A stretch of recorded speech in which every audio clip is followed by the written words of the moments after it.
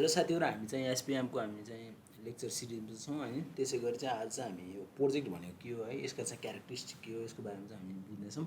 यसको बारेमा चाहिँ हामी के पढ्नेछौँ है। फर्स्ट अफ अल के हो त प्रोजेक्ट भनेर है।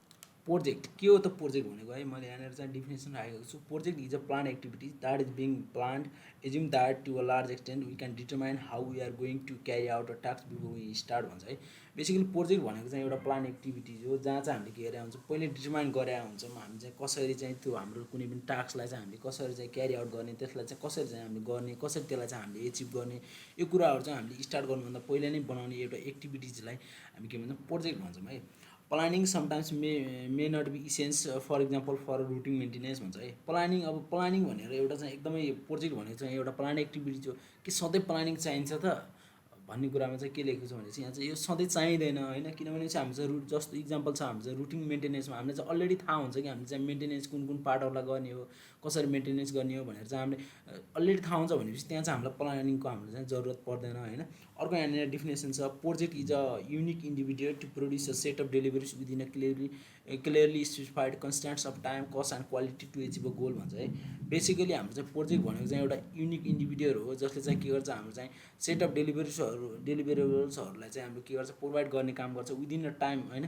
त्यो सर्टेन टाइमभित्र चाहिँ हामीले त्यहीँ त्यो हाम्रो चाहिँ कुनै पनि प्रोजेक्ट अथवा हाम्रो चाहिँ प्रोडक्टलाई चाहिँ हामीले के गर्नुपर्ने हुन्छ, डेलिभर गर्नुपर्ने हुन्छ विदिन त्यो कस्ट जति चाहिँ हाम्रो कस्ट डिटरमाइन गरिरहेको हुन्छ त्यो कस्टको विदिनमै चाहिँ त्यसलाई हामीले बनाउनु पर्ने हुन्छ र हामीलाई चाहिँ जुन क्वालिटीको बनाउनु पर्ने भएको हुन्छ त्यो कुरा चाहिँ हामीले चाहिँ विदिन अ टाइम होइन, within a constant of time cost र क्वालिटीको आधारमा चाहिँ हामीले चाहिँ कुनै पनि गोललाई चाहिँ हामीले एचिभ गर्नु नै हाम्रो चाहिँ के हो, प्रोजेक्ट हो। यही थियो हाम्रो चाहिँ प्रोजेक्टको सानो एउटा इन्ट्रोडक्सन। अनि त्यसपछि what are the characteristics of project भनेर चाहिँ हाम्रो एक्जाम पोइन्ट अफ भ्यूले चाहिँ एकदम इम्पोर्टेन्ट क्वेसन पर्छ यो।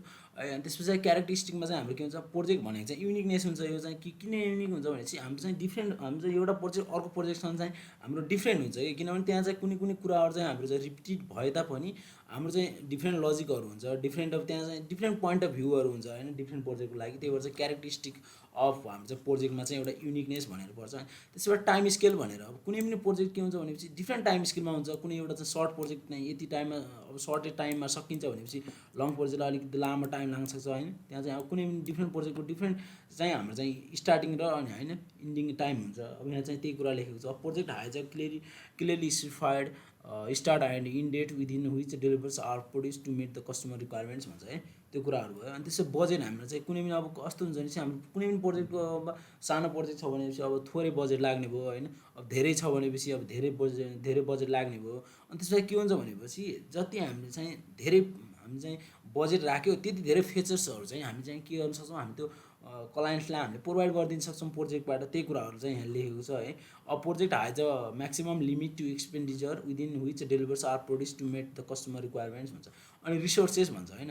अब कुनै पनि अब प्रोजेक्टमा चाहिँ अब कति रिसोर्सेसहरू चाहिँ हामीले एलोकेट गर्ने त होइन, त्यो कुराहरू चाहिँ अब यो रिसोर्सेसमा पर्छ होइन। यो पनि एउटा क्यारेक्टरिस्टिक अब हाम्रो चाहिँ प्रोजेक्ट हो। अब project is allocated a specific amount of labours होइन, equipment and metals to start भन्छ होइन, त्यो कुरा भयो। अनि त्यसपछि अर्को चाहिँ हाम्रो चाहिँ रिस्क। अब अर्को रिस्क, अब कुनै पनि एउटा प्रोजेक्ट अथवा कुनै पनि काम गर्दाखेरि त्यहाँ चाहिँ स्योरली त्यहाँ चाहिँ रिस्क पनि त हुन्छ नि होइन। अब project interest uncertainty and therefore carry out of business risk होइन, त्यसले चाहिँ बिजनेस रिस्क पनि चाहिँ लिइराखेकै हुन्छ। अनि त्यसपछि एन्डर हुने चेन्ज भन्छ होइन। Purpose of project is typically to improve an organisation through the implementation of business change भन्छ होइन। अब चेन्जेस पनि हाम्रो चाहिँ प्रोजेक्टमा चाहिँ त्यो क्यारी आउट गर्नुपर्छ कि होइन। कुनै पनि अब आउटडेटेड हाम्रो चाहिँ अब टुल्सहरू छ, आउटडेटेड हाम्रो चाहिँ कुनै अब आउटडेटेड छ भनेपछि त्यहाँ चाहिँ हामीले अपग्रेड गर्नु पऱ्यो होइन। कुनै पनि अब हामीले गरिराखेको जुन पनि इन्भाइरोमेन्टमा चाहिँ होइन धेरै टाइम लाग्छ भने चाहिँ कुनै एउटा सर्टेज पाथमा अथवा सर्टेज ड्युरेसनमा हामीले चाहिँ त्यो प्रोजेक्टलाई गर्न सक्ने कुनै टुल छैन आउँछ भनेपछि त्यहाँ चाहिँ चेन्ज एडप्टेसन त हुनु पऱ्यो नै होइन प्रोजेक्टको।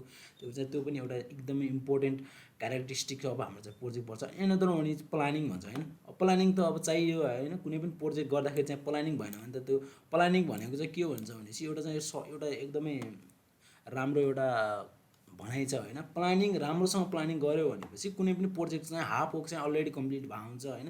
त्यही भएर चाहिँ अब प्लानिङ त अब नहुने कुरै भएन होइन। यो थियो हाम्रो चाहिँ अब प्रोजेक्ट भनेको के हो र प्रोजेक्टका क्यारेक्टरिस्टिकहरू के हुन् भन्ने।